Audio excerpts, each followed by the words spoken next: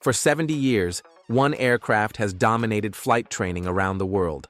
The Cessna 172 Skyhawk has trained more pilots than any other aircraft in aviation history, with over 45,000 units produced. It's the default choice, the safe bet, the aircraft every flight school seems to have on their ramp. But there's a challenger emerging. Light sport aircraft, or LSAs, are appearing at flight schools across the country, promising lower costs, modern technology, and a pathway to the skies that doesn't require a full private pilot certificate. The question isn't whether LSAs are capable training aircraft. The question is whether they can actually replace the legendary 172 as the industry standard. This isn't just about comparing two types of aircraft. It's about the future of pilot training, the economics of flight schools, and what the next generation of aviators will learn to fly. Let's examine whether the LSA revolution is real, or if the Cessna 172's dominance is truly unshakable. The Cessna 172's success story begins in 1956. Cessna designed it as a tricycle gear successor to the taildragger 170, and the timing couldn't have been better.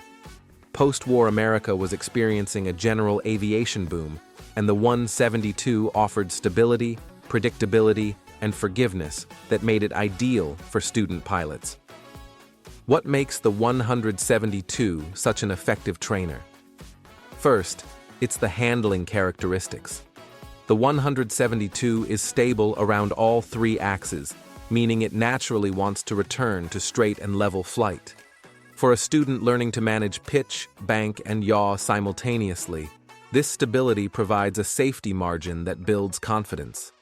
The aircraft is also remarkably difficult to stall unintentionally, and even when stalled, recovery is straightforward and predictable.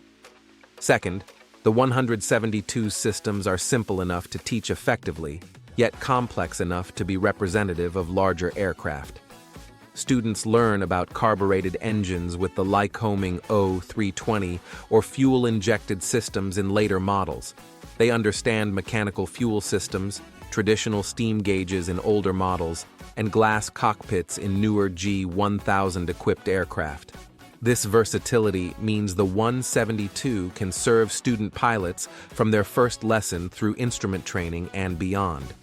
Third, there's the network effect. Because so many 172s exist, parts are readily available, mechanics know them intimately, and insurance companies have decades of actuarial data showing they're safe and reliable. Flight schools can maintain them efficiently, and students who train in a 172 at one school can transition seamlessly to another school's 172 across the country. But here's where the picture gets complicated. Operating costs for a Cessna 172 have climbed dramatically over the past 2 decades. A typical 172 SP model burns approximately 8 to 10 gallons of 100 LL aviation fuel per hour. With 100 LL prices often exceeding $6 per gallon, fuel alone costs $50 to $60 per flight hour. Add engine reserves, maintenance, insurance, tie-down or hangar fees, and annual inspections, and the total operating cost easily reaches $150 to $200 per hour. For flight schools, these costs translate directly to what they must charge students.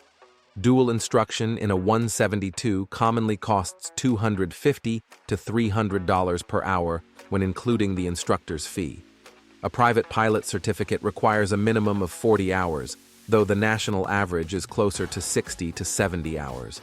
That means students are looking at $15,000 to $21,000 just for the flight time, before ground school, materials, examiner fees, and other costs. This cost barrier has real consequences. The United States faces a significant pilot shortage, with regional airlines struggling to fill cockpits and flight schools unable to produce pilots fast enough to meet demand. Some of this shortage stems from mandatory retirement ages and increased hiring at major airlines, but a substantial portion comes from the simple fact that fewer people can afford flight training. Enter the light sport aircraft category, created by the FAA in 2004. The The regulation established a new category of aircraft with specific limitations.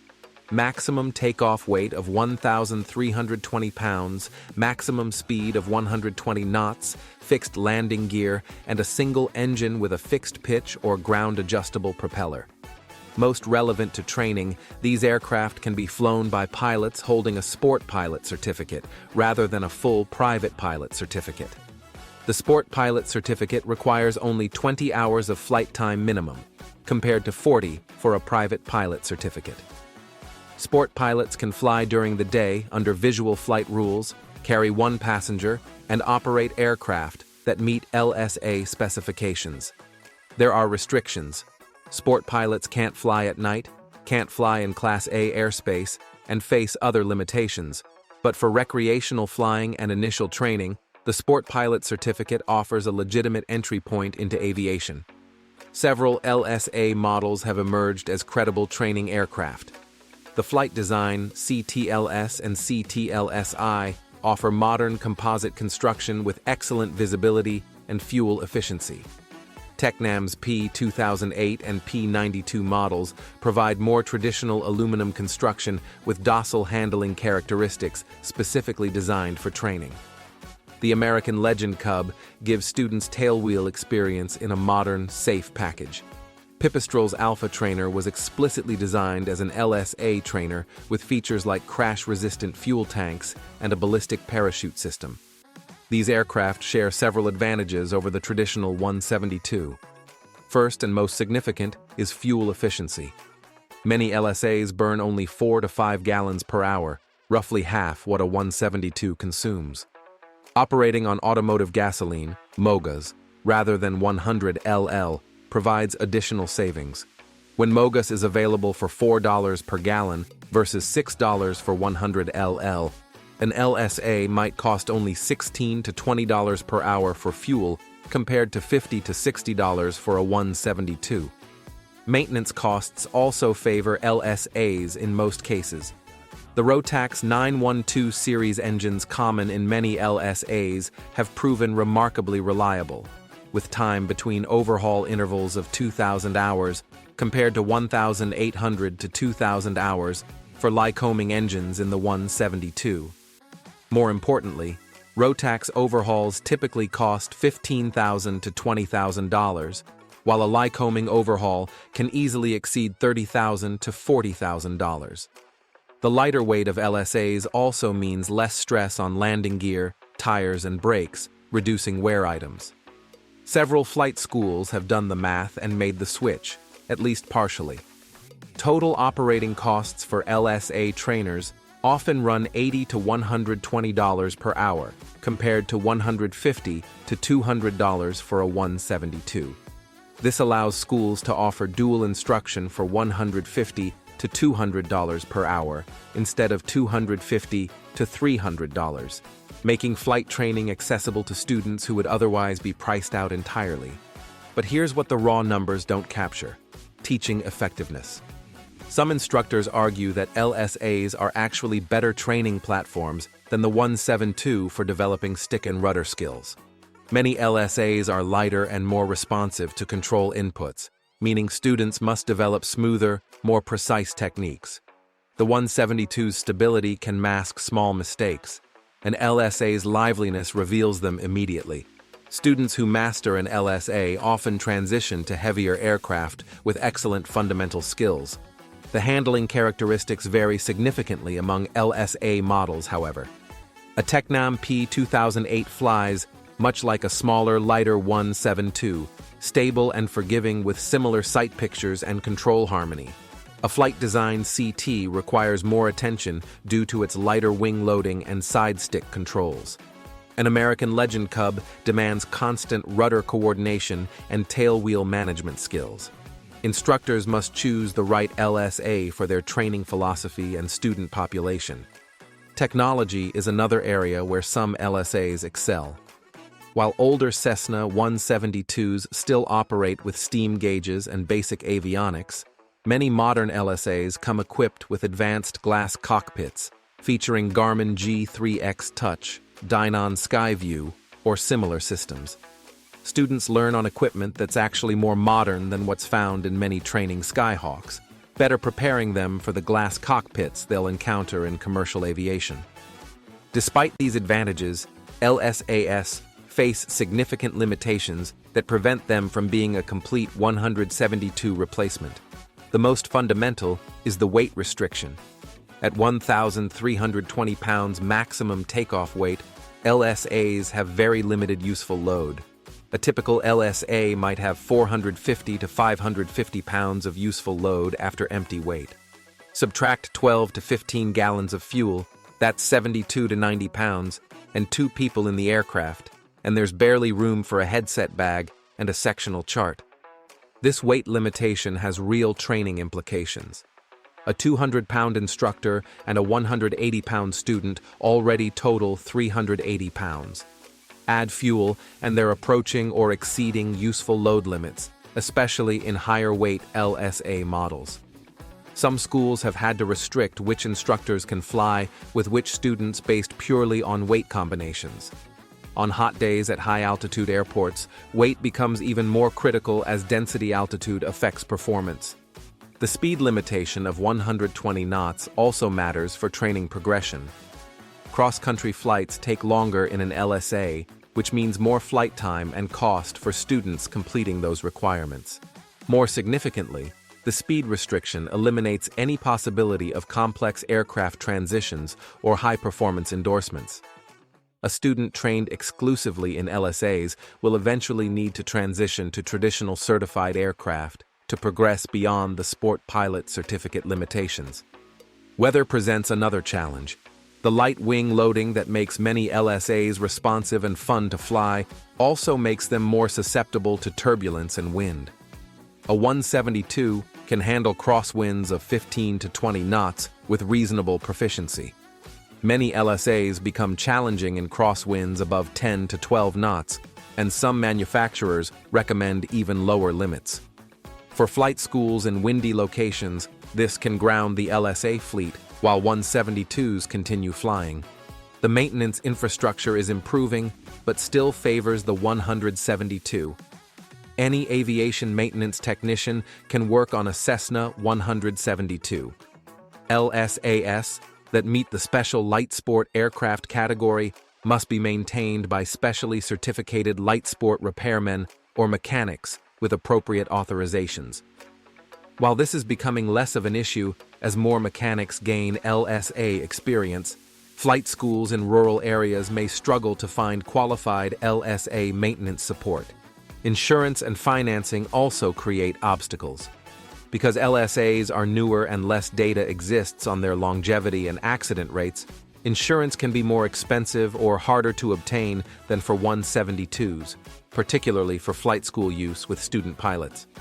Banks familiar with financing 172 ES for flight schools may be hesitant to finance LSA purchases due to uncertain resale values and less established track records. Perhaps the most significant limitation is pathway restriction. The sport pilot certificate, while valuable, doesn't lead directly to a commercial aviation career. Students aiming for airline or corporate flying careers will need a private pilot certificate, instrument rating, commercial certificate, and likely a certified flight instructor rating and multi-engine qualification.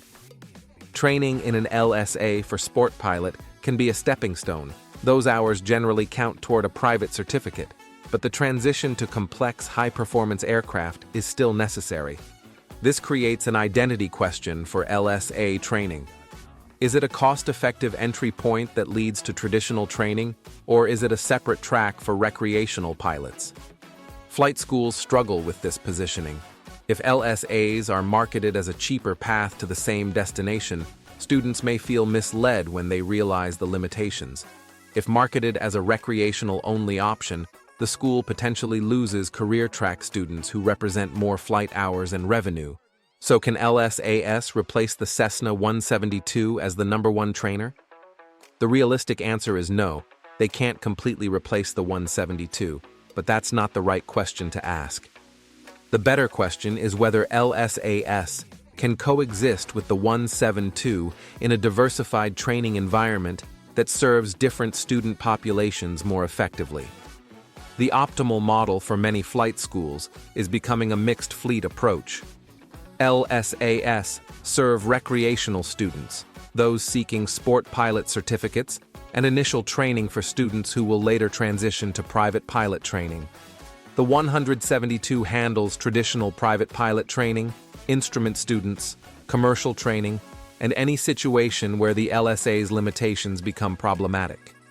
Demographics support this approach. The aging pilot population includes many potential students who want to fly for recreation, not careers. These pilots often have disposable income, but are cost-conscious and don't need the full capabilities of a private pilot certificate. Sport pilot training in an LSA perfectly suits their needs. Meanwhile, younger students pursuing aviation careers may start in LSAs to build basic skills affordably, then transition to 172s for advanced training. Some manufacturers are bridging the gap with aircraft that straddle categories.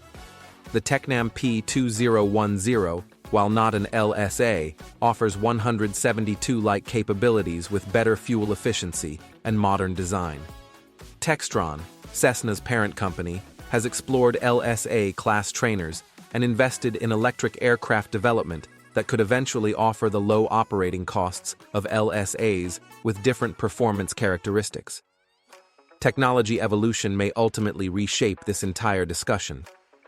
Electric propulsion systems in development promise dramatically lower operating costs with performance that might exceed both current LSAs and traditional trainers. Pipistrel's Velis Electro is already approved for training in Europe. As battery technology improves, electric trainers could offer the economy of LSAs without the speed and weight limitations, plus nearly silent operation that could ease noise concerns at urban airports.